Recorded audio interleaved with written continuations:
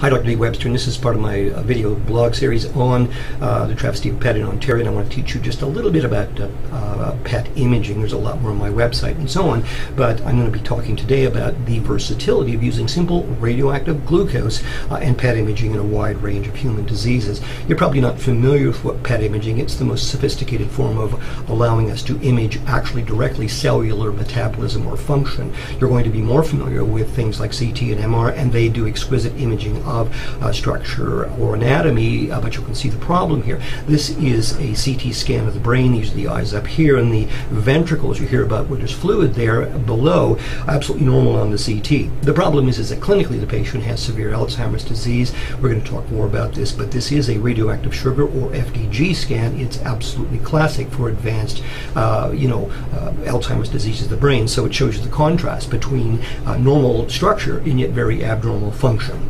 So if we look at PET agents, there's over 100 molecules and more. We can image at cellular metabolism, but 95% plus of PET scanning for the past 30 years or so has been simply using sugar. So here's an ordinary carbon sugar. This is what you eat every day, and so on, and this is what we call a hydroxyl oxygen hydrogen group. If you remove that group, we call it a deoxyglucose, since one oxygen has been removed.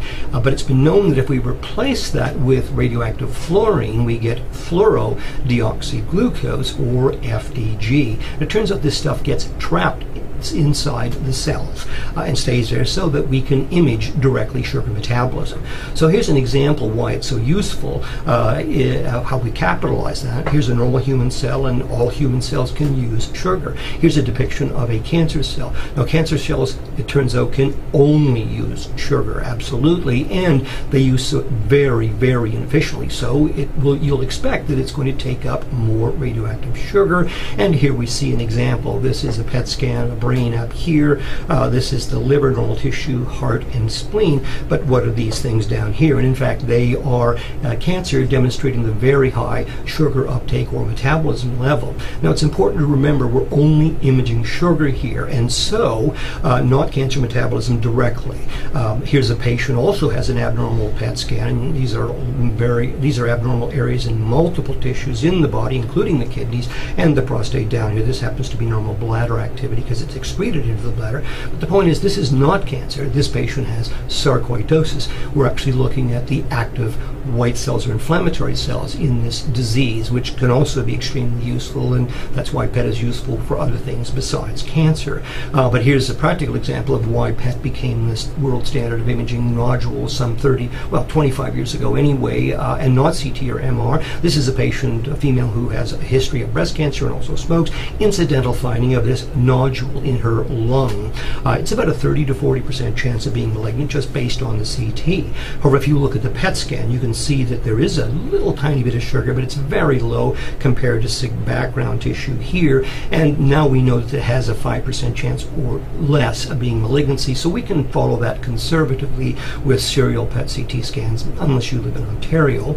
Now here's another example, lung nodule in the right lung this time, and again, it's round. It has about a 30 to 40% chance of being malignancy, but in this case you can see very high sugar uptake, and we can actually measure that accurately. So now we have about a 95% chance of being malignant, but in addition, and these would have been normal sized lymph nodes in the middle of the chest on the CT, in fact we can see that there is high uptake there, and so this very likely is cancer already with metastasis to the lungs, not the lungs, but into the lymph nodes here.